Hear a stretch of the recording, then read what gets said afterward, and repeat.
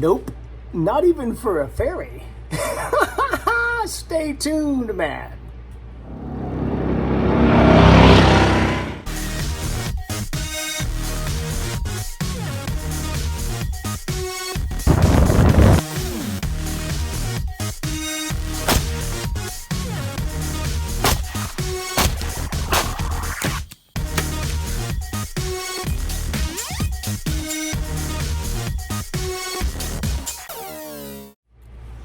Okay, here's another version of It's Really Hot in Texas, and something I wanted to talk about. Fans buzzing in the background because it's 9,000 degrees. Da-da-da. So, heavy arrows are not magic. So a couple of points I'm gonna talk about as we progress forward in this. Troy Fowler has now gone off the rails and said that these things don't work very well. That is not the truth. I just need you to grab a couple of concepts here. First of all, you hear a lot of the pros and you hear a lot of comments on message boards, and everybody's solution is, well, hell, listen, dummy, it's all shot placement. And then if you get the shot placement right, it works every time. I can't disagree with that, but I think what that means is, hey man, you're not a very good shot. And you miss. And you miss a lot, but I never miss, because pretty much I'm 100%, and if you just hit them right, they die. Okay, well, we're over that, okay? And then secondarily, when you read Dr. Ashby's writings, there's always the blubber blabber about heavy stuff and saying, oh, 650's like shooting a freaking iron bore. And there's a couple of things there. The one thing is, 650 grains is the bone breaking threshold, and it's pretty far down the list of 12 penetrating factors, okay? So the 12 penetration enhancing factors, it's pretty far down the list until you hit bone. And then it jumps to the top 1, 2, 3 of them. You gotta have structural integrity. You gotta have a perfectly flying arrow. And then if you hit something hard, 650 is gonna help you a lot. Okay, so shot placement aside, and here's a card. If you're a follower of the Ranch Fairy channel, you should subscribe, by the way. You're gonna wanna look up a video called Fletching Noise and Animals Jumping the String. It'll pop up here in a second. You can click on that later when you go to that. So you have this issue with the animals moving, and they move at a random, we haven't been able to locate a consistency. There's a lot of people making videos on, and they prove gravity. And as a matter of fact, objects do fall at a constant rate of speed. Okay, except the animals themselves can actually flex their back and move. I've had animals shoot forward more than turn. I've had them drop a lot, and then I've constantly had this roll thing. So the most common thing we see is they roll and turn away as the arrow's approaching. And it creates an inability to place your shot accurately because the animals are trying not to die. I say that a lot. So I'm going to talk about the potential of certain broadhead types. I really do think your weight should be up. Minimally, you're shooting 550 and a perfectly flying arrow with a good broadhead on front. I'm going to address mechanicals right now. So we have the Schwacker here. This one suffered a little bit of a bend.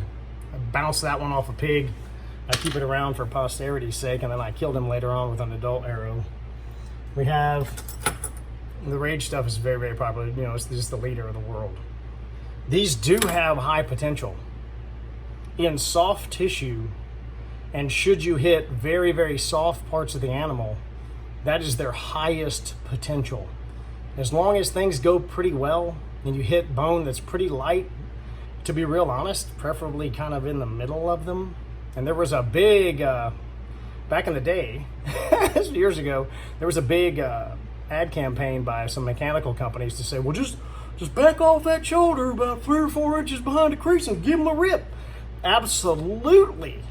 If you're shooting mechanical, absolutely you need to do that. The only problem is as you move further away from the chest and right above the leg, you are moving back in vascularity. You're gonna start liver shooting animals and shooting them in the back of the lungs and praying to God it works. Okay, so your lethality goes down because everything where they bleed and breathe and all the major vessels are forward. So here's a picture of where you should be shooting. Straight up the leg, in front of the crease, lower 1/3, right through where the heart is and all the major vessels. So as the trachea comes down the neck and goes into the thorax, the vessels are pretty good size, and then they slowly get smaller and smaller as they work their way back to the lungs. And the liver's not a very vascular organ. You'll kill them with a liver shot. It's just not super vascular. It takes a while.